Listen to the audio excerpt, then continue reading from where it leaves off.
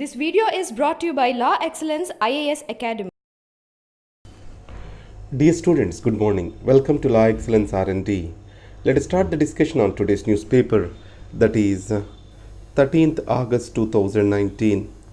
It's a small thing. I am in Delhi now and I do not have a proper internet connection over here and some disturbances are around. Please bear with me. The first article for today's discussion is an abrogation of democratic principles. So this article, what it states is, in India, especially with regard to the Kashmir dispute, if we observe, the democratic principles that have stood test of time and which have solved the problems of cessationism, accommodation of diversity, etc., are taken away. So in this context, how we are able to accommodate different special interests within the scope of our democracy, that's what we need to analyze. The three things are: one is, always we try to find the solutions within the letter and spirit of the constitution, and second, the dialogue was more inclusive rather than exclusive of the communities. For third is the sharing of the political power, even if necessary, with opponents. Let me give you examples to this. Article 370, 371. These have provided an asymmetrical federalism in India. Asymmetrical because these federal units were given, these territorial units were given the special solutions to their uniqueness. But these all happened within the framework of the Constitution of India. And this is made possible because of understanding of their particular challenges. But today, how the Article 370 was taken away, let us understand. So, as per the Article 370 subclause 3, the Constitution Assembly of Jammu and Kashmir shall take away the Article 370. In this case, Jammu and Kashmir Constitution Assembly is been renamed as Legislative Assembly, regarded as Legislative Assembly. As this is absent, it is the President's rule which has given the power to the Parliament to repeal Article 370. It means Centre has enjoyed absolute control in the removal of Article 370. And the next is inclusivity. We have to make all the groups to come to the table and to solve the differences so that a long-lasting peace exists.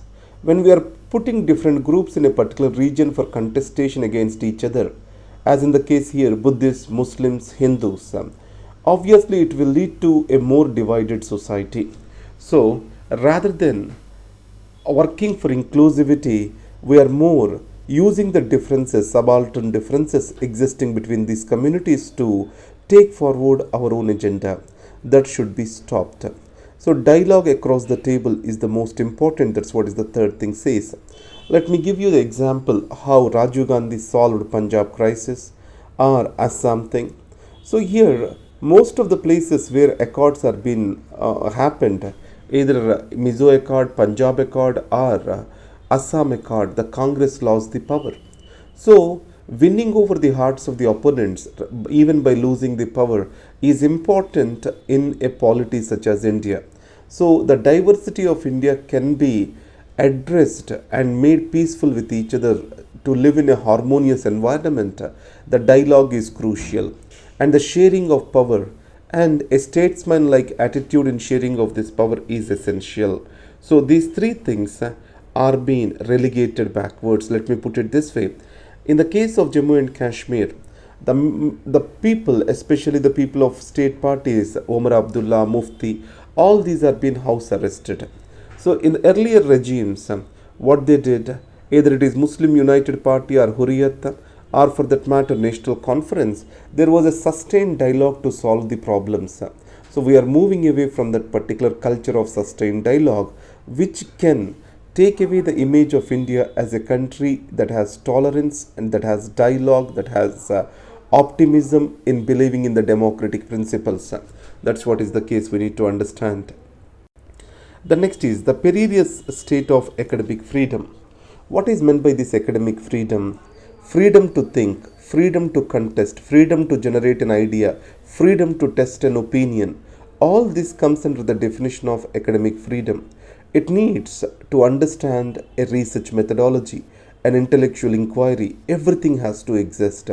Here, the author argues that the academic freedoms are in perils. either because of loss of academic freedom per se or because of loss of institutional freedom. Because within the institutional freedom lies the academic freedom. So, in this context, what are the challenges for these academic freedoms? The growth of illiberal communities. So, anything, there is something called sentiment added to it. And most of the communities are unable to accept a criticism on illogical, unacceptable practices in them. Any exposure of the community is seen as worsening of the sentiment of that particular community. And the next, societal parochialism. When an idea is contested, he is ours, he is theirs. This kind of attitude shall not be there.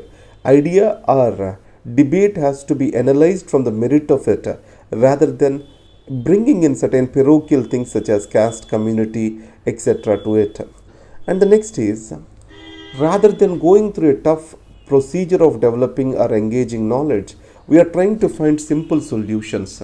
That academic rigor to question each and everything, observe, that is missing. So the lazy solutions, acceptance of what others are saying is another problem. Next is the governments which are democratically elected creating lot of pressure with regard to institutions are concerned. Either this because of ideological presumptions of it, or it is because of political moves, or to strengthen the student unions. There is lot of pressure which has been created on the institutions.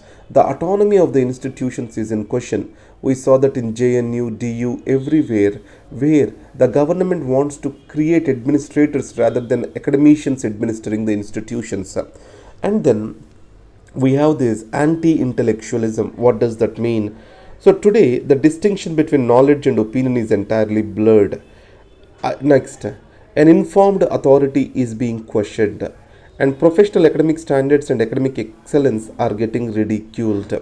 So, this kind of environment, which is anti intellectual, and intellectuals are being stated as with different pseudonyms, all these are creating a disrespectful environment for a rational inquiry and critical thinking.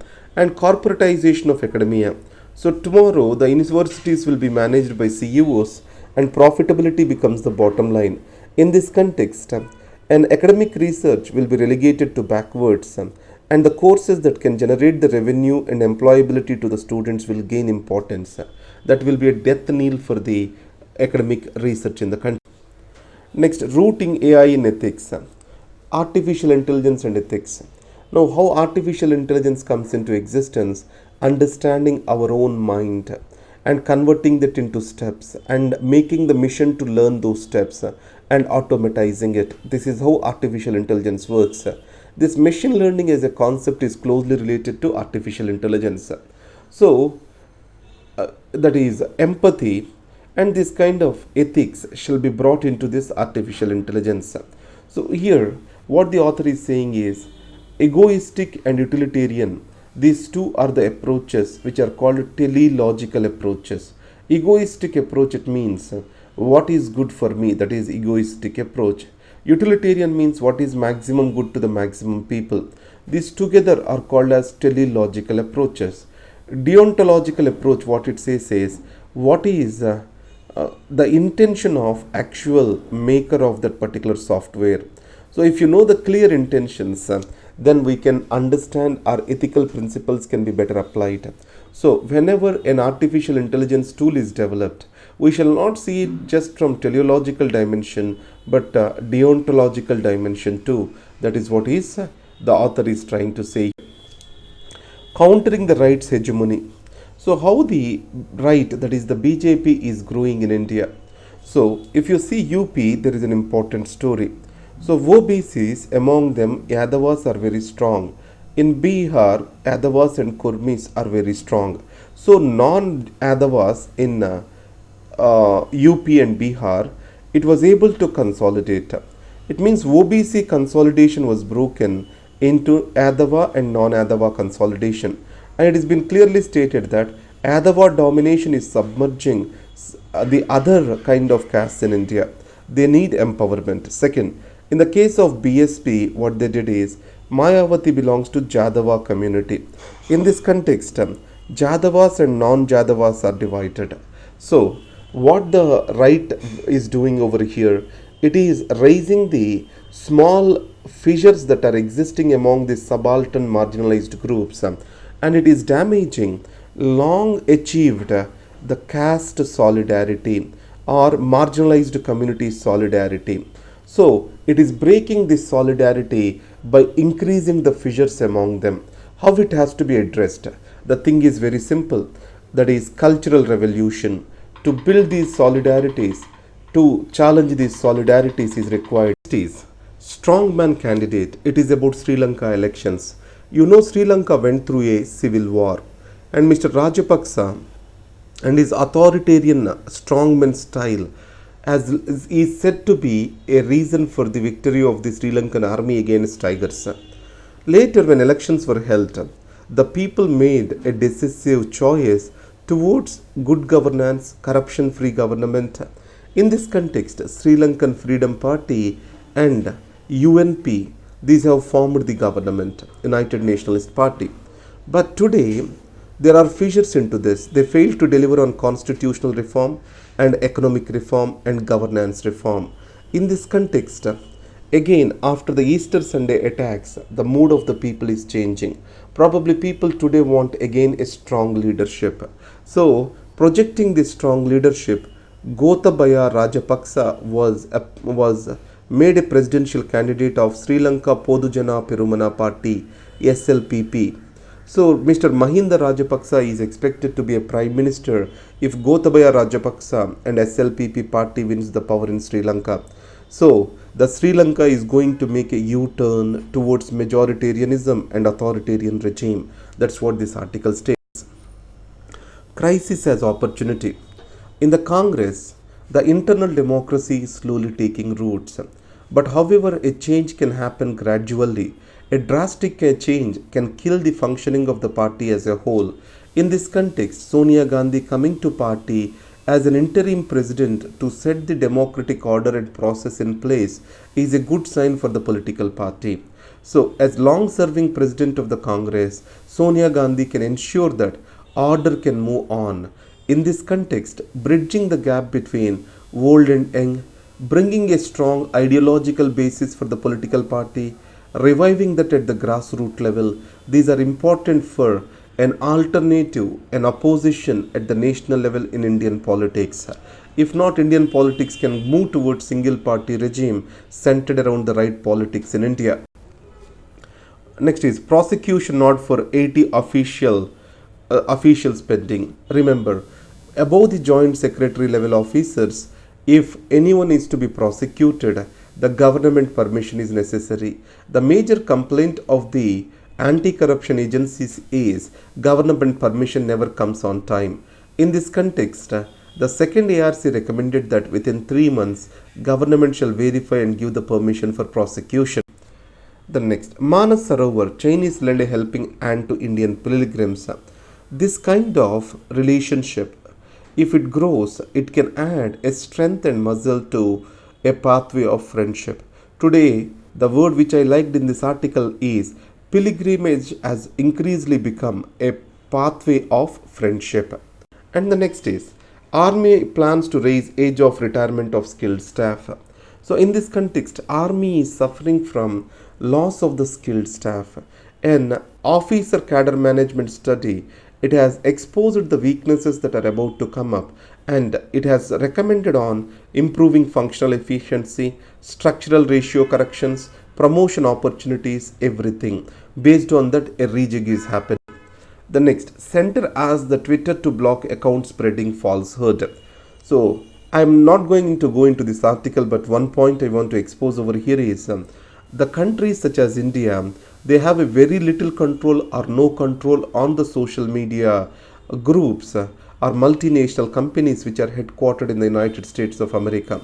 So in this case, how these social media institutions which can spread falsehood have to be regulated, it's a greater challenge before all the countries today. And finally, thank you very much. Have a great day. Yesterday's newspaper I failed to upload it.